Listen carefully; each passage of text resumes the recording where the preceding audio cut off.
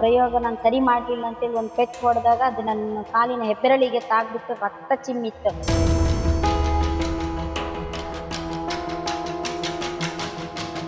ಶಿಕ್ಷೆ ಇಲ್ಲ, ಶಿಕ್ಷಣ ಇದೆ. ಬಟ್ ಆ ಶಿಕ್ಷೆ ಇಲ್ಲದೇ ಇರೋದ್ರಿಂದ ಮಕ್ಕಳು ಅಷ್ಟು ಶಿಕ್ಷಣವನ್ನು ಕಲಿತಾರೆ ಅಂತ ನಾನು ಹೇಳಲಿಕ್ಕೆ ಇಷ್ಟಪಡೋದಿಲ್ಲ. ನನ್ನ ಮಗುನ್ ಯಾಕೆ ಇಷ್ಟು ಶಿಕ್ಷೆ ಕೊಟ್ರಿ ಅಂತ ಕೇಳ್ತಿದ್ರು.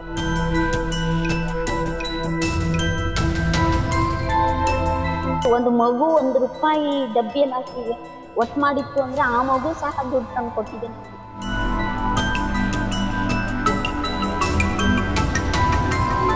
ನನ್ನೆದುರಿಗೆ ಮಗು ಬಿದ್ದು ಹೋಗ್ತಿದೆಯಲ್ಲ ಅನ್ನೋ ದೃಷ್ಟಿಯಲ್ಲಿ ನಾನು ಸಹ ಆ ಮಗುವಿನ ಜೊತೆನೆ ಜಿಗಿದ್ಬಿಟ್ಟು ಸುಮಾರು ಒಂದು 1/2-3/4 ಕಿಲೋಮೀಟರ್ ಅಷ್ಟು ದೂರದಲ್ಲಿ ಮಗುವನ್ನು ಹಿಡಿದಿದ್ದು.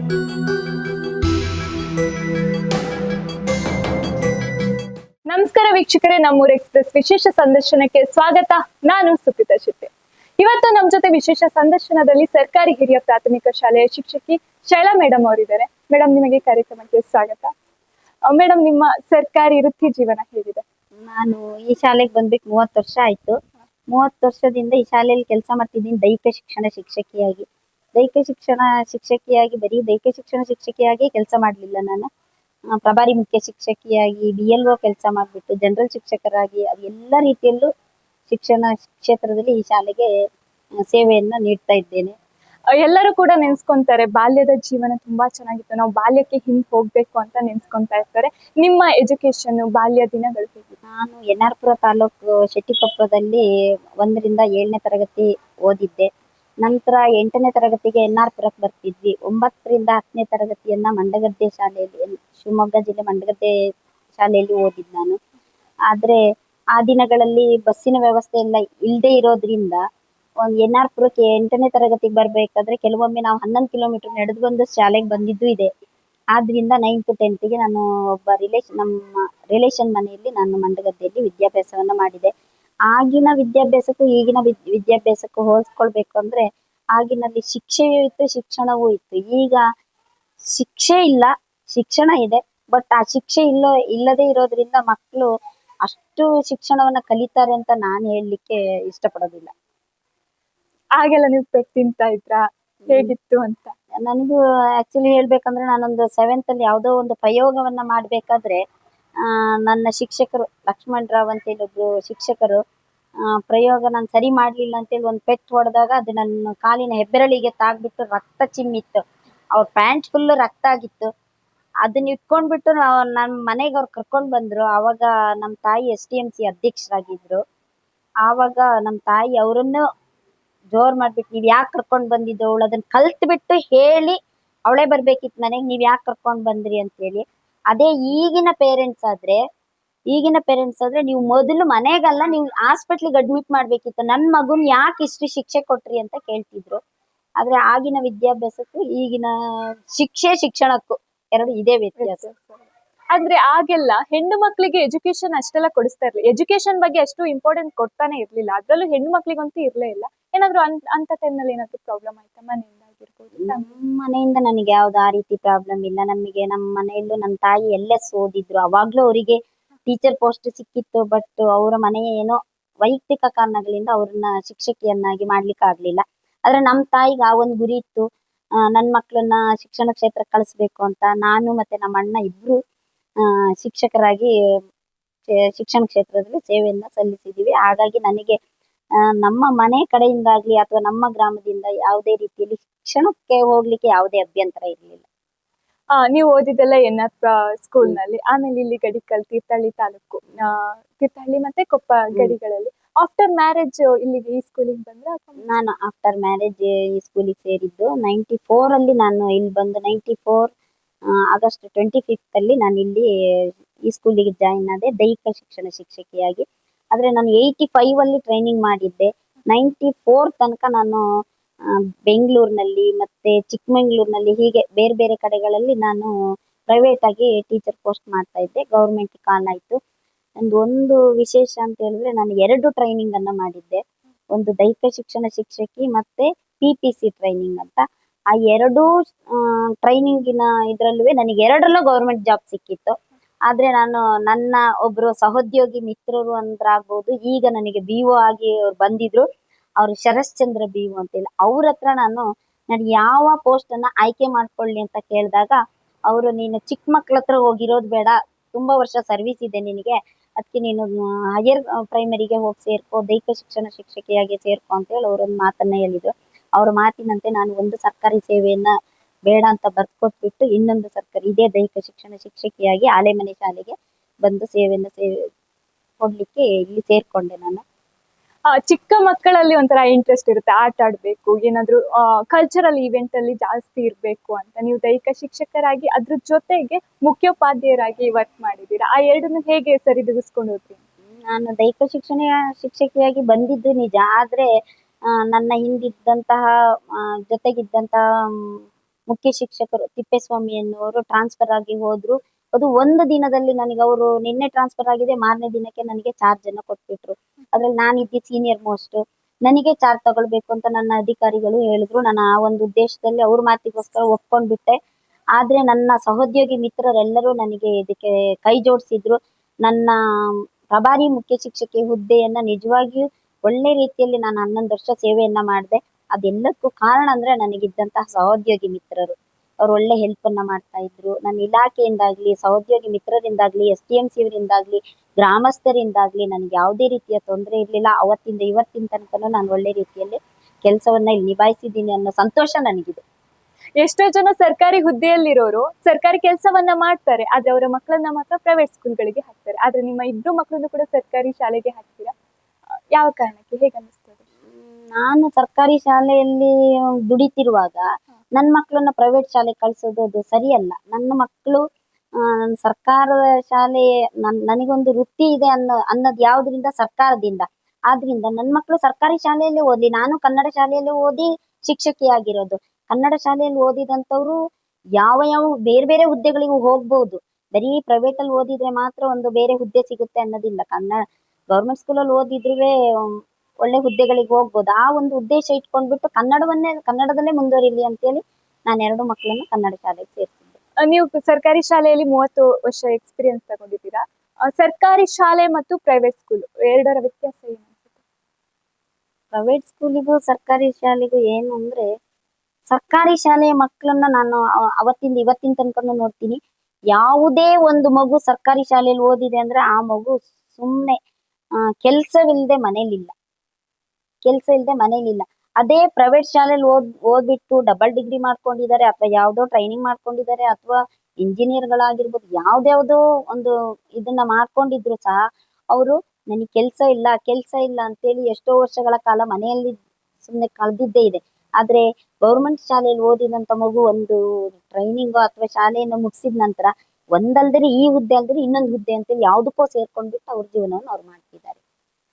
ನೀವು ನಿಮ್ಮ ಮಕ್ಕಳ ಬಗ್ಗೆ ಒಂದಷ್ಟು ಡ್ರೀಮ್ಗಳನ್ನ ಇಟ್ಕೊಂಡಿರ್ತೀರಾ. ಒಂದು ಸಂತೋಷವಾಗಿದ್ದಂತಹ ಜೀವನದಲ್ಲಿ ಒಂದು ಆಘಾತಕಾರಿ ವಿಚಾರ ಆಗುತ್ತೆ, ನಿಮ್ಮ ಮಗನ ಕಳ್ಕೊತೀರಾ, ಆ ಒಂದು ಟೈಮ್ ಹೇಗಿತ್ತು?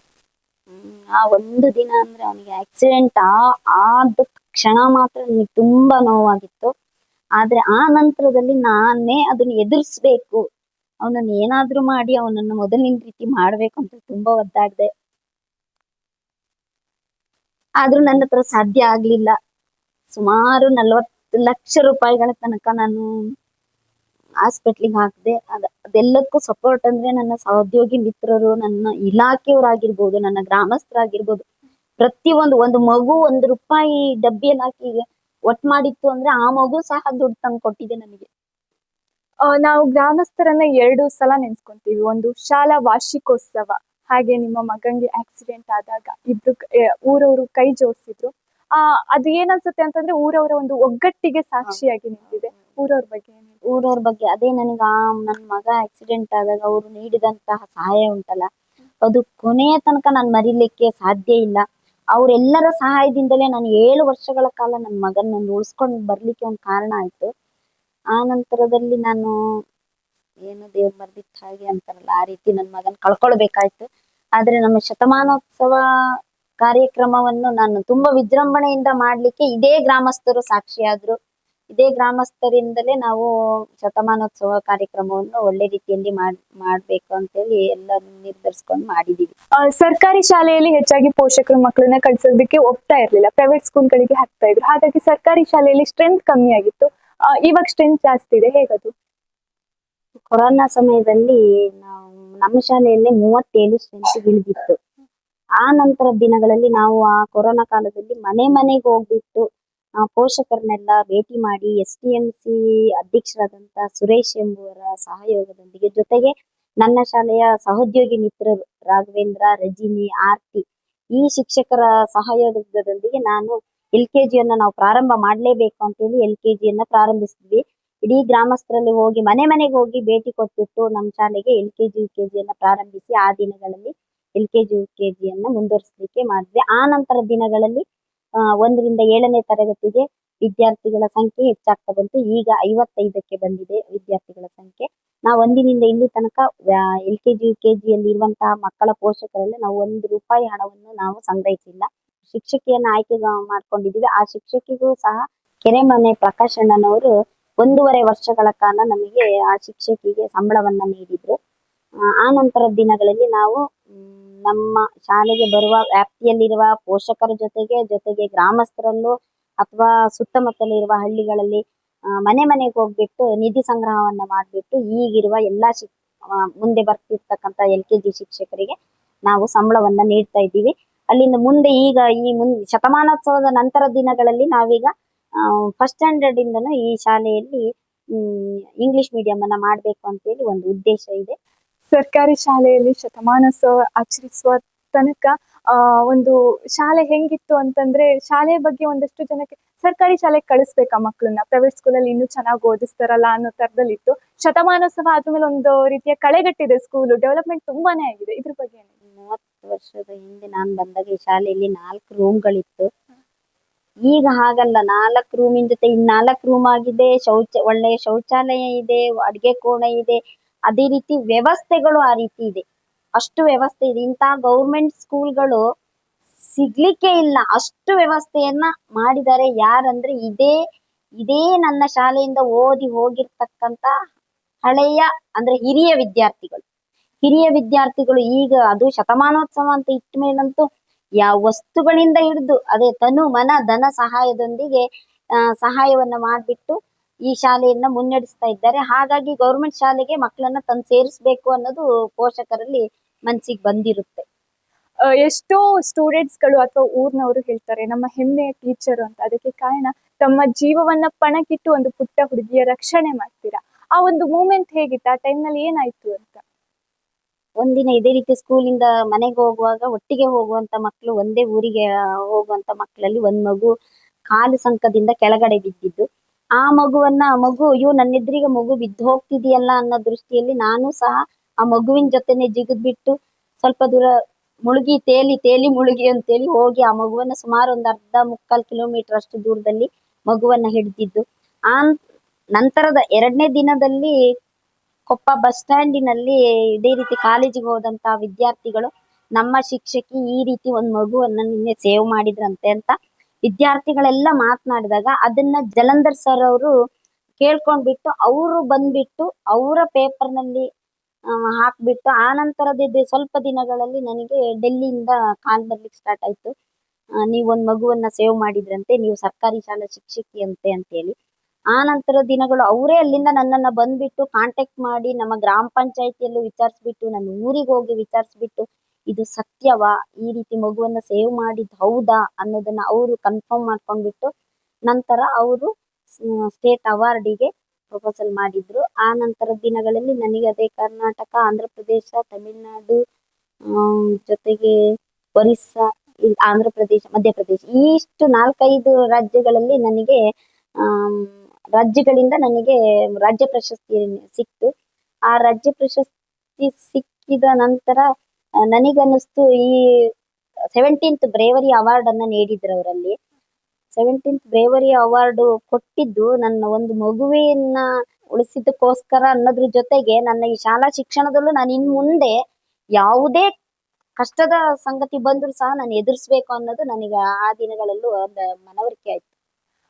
ಆ ಜನರೇಷನ್ ಆಗಿರ್ಬೋದು, ಈ ಜನರೇಷನ್ ಆಗಿರ್ಬೋದು, ಲಾಟ್ ಆಫ್ ಡಿಫ್ರೆನ್ಸ್ ಇದೆ. ಇವಾಗ ಹೆಂಗೆ ಅಂತಂದ್ರೆ ಬೆಳ ತುದಿನೇ ಜಗತ್ತನ್ನ ಆಳುವಷ್ಟು ಮುಂದುವರೆದಿದೆ. ಇವಾಗ ಯಾರಿಗಾದ್ರೂ ಆಕ್ಸಿಡೆಂಟ್ ಆಯ್ತು ಅಥವಾ ಯಾರಿಗಾದ್ರೂ ಏನಾದ್ರೂ ಆಯ್ತು ಅಂದ ತಕ್ಷಣ ಫೋನ್ ಇಟ್ಕೊಂತಾರೆ. ಯಾಕಂದ್ರೆ ವಿಡಿಯೋ ಮಾಡಿ ಸೋಷಿಯಲ್ ಮೀಡಿಯಾದಲ್ಲಿ ಹಾಕೋಣ ಅಂತ. ಆ ಟೈಮ್ನಲ್ಲಿ ಏನು ಇರ್ಲಿಲ್ಲ, ನೀವ್ ಏನ್ ಮಾಡಿದ್ರು ಕೂಡ ಯಾರಿಗ್ ಗೊತ್ತಾಗ್ತಾ ಇರ್ಲಿಲ್ಲ. ಸೊ ಆ ಟೈಮ್ನಲ್ಲಿ ಹೇಗಿತ್ತು? ನೀವು ಹಾರ್ಬೇಕಾದ್ರೆ, ನಿಮ್ಗೆ ಜಿಗಿಬೇಕಾದ್ರೆ ಭಯ ಆಗ್ಲಿಲ್ವಾ? ನನಗೆ ಆ ಭಯ ಅನ್ನೋದೇನು ಬರ್ಲಿಲ್ಲ. ನನಗೆ ಆ ಮಗುವನ್ನ ಸೇವ್ ಮಾಡ್ಬೇಕು, ಉಳಿಸ್ಬೇಕು ಅಂದ್ರೆ ನಮ್ ಶಾಲೆ ಮಗು ಅಥವಾ ನಮ್ಮ ಊರಿನ ಮಗು ಅಂತ ನನ್ ಮನ್ಸಲ್ಲಿ ಏನು ಇರ್ಲಿಲ್ಲ. ಬಟ್ ಆ ಮಗು ಉಳಿಬೇಕು ಅನ್ನೋ ದೃಷ್ಟಿಯಲ್ಲಿ ನಾನು ನೀರಿಗೆ ಜಿಗ್ದಂಗಾಯ್ತು. ಈ 30 ವರ್ಷದ ವೃತ್ತಿ ಜೀವನದ ಬಗ್ಗೆ ಏನ್ ಹೇಳ್ತೀರಾ? 30 ವರ್ಷದ ವೃತ್ತಿ ಜೀವನದಲ್ಲಿ ಸರ್ಕಾರಿ ಶಾಲೆಗೆ ಎಲ್ಲರೂ ಮಕ್ಕಳನ್ನ ಸೇರಿಸಿ, ಸರ್ಕಾರಿ ಶಾಲೆಗಳನ್ನು ಉಳಿಸಿ, ಸರ್ಕಾರಿ ಶಾಲೆಯಲ್ಲೇ ಮಕ್ಕಳನ್ನ ಓದಿಸ್ಬಿಟ್ಟು ಒಳ್ಳೆ ವಿದ್ಯಾವಂತರನ್ನಾಗಿ ಸರ್ಕಾರದಿಂದ ಬರುವಂತ ಎಲ್ಲಾ ಸವಲತ್ತುಗಳನ್ನು ವಿದ್ಯಾರ್ಥಿಗಳು ಬಳಸ್ಕೊಳ್ಬೇಕು. ಜೊತೆಗೆ ಸರ್ಕಾರಿ ಶಾಲೆಯಲ್ಲಿ ಓದಿರೋದ್ರಿಂದ ಯಾವುದೇ ಅದೇ ಕೆಲಸ ಬೇಕು, ಇದೇ ಕೆಲಸ ಬೇಕು ಅಂತ ಯಾರು ಕಾಯ್ಬೇಡಿ. ಯಾವುದೇ ಕೆಲಸ ಬರ್ಲಿ ಆ ಕೆಲ್ಸಕ್ಕೆ ಹೋಗ್ಬಿಟ್ಟು ಸೇರ್ಕೊಂಡ್ಬಿಟ್ಟು ತಮ್ಮದೇ ಕಾಲ್ ಮೇಲೆ ತಾವು ನಿಲ್ಲಿ ಅನ್ನೋದು ನಾನು ಹೇಳ್ತೀನಿ. ಇನ್ನೇನು ಸ್ವಲ್ಪ ದಿನಕ್ಕೆ ರಿಟೈರ್ಮೆಂಟ್ ಆಗ್ತಾ ಇದ್ದೀರಾ, ನೆಕ್ಸ್ಟ್ ಏನು ಪ್ಲಾನ್? 30 ವರ್ಷ 9 ತಿಂಗಳು ಸೇವೆಯನ್ನು ಈ ಶಾಲೆಯಲ್ಲಿ ಸಲ್ಲಿಸ್ತಾ ಇದ್ದೇನೆ. ಇನ್ ಮುಂದೆ ಸಮಾಜಕ್ಕೋಸ್ಕರ ನಾನು ದುಡಿಬೇಕು ಅನ್ನೋದು ನನ್ನ ಮನಸ್ಸಿನ ಆಸೆ ಇದೆ. ನಿಮ್ಮ ಪ್ರೀತಿಯ ಮಕ್ಕಳಿಗೆ ಏನ್ ಹೇಳ್ತೀರಾ? ಪ್ರೀತಿಯ ಮಕ್ಕಳು ನಿಜವಾಗಿಯೂ ಚೆನ್ನಾಗಿ ಓದ್ಬೇಕು. ಅವರು ಎಲ್ಲ ಮಕ್ಕಳು ಅಷ್ಟೇ ಓದ್ಬೇಕು, ಅವರು ಸ್ವಂತ ಕಾಲ ಮೇಲೆ ನಿಲ್ಬೇಕು ಅನ್ನೋದೇ ನನ್ನ ಉದ್ದೇಶ. ಕನ್ನಡ ಶಾಲೆಗೆ ಸೇರ್ಬೇಕು ಅವರು. ಇಷ್ಟೊತ್ತು ನಮ್ ಜೊತೆ ಕುತ್ಕೊಂಡು ಮಾತಾಡಿ ಸರ್ಕಾರಿ ಶಾಲೆ ಹಾಗೆ ಸರ್ಕಾರಿ ಶಾಲೆಯ ಅಭಿವೃದ್ಧಿ, ಅವರ ಜೀವನದ ಬಗ್ಗೆ, ಒಂದು ಮಗುವನ್ನ ಜೀವವನ್ನ ಪಣಕ್ಕಿಟ್ಟು ಒಂದು ಮಗುವನ್ನ ರಕ್ಷಣೆ ಮಾಡ್ತಾರೆ, ಆ ಒಂದು ವಿಚಾರದ ಬಗ್ಗೆ ಇಷ್ಟೊತ್ತು ನಮ್ ಜೊತೆ ಕುತ್ಕೊಂಡು ಮಾತಾಡಿದಕ್ಕೆ ಧನ್ಯವಾದಗಳು. ನಮ್ಮೂರ್ ಎಕ್ಸ್‌ಪ್ರೆಸ್, ನಿಮ್ಮ ಸುದ್ದಿಯ ಜೊತೆಗಾರ.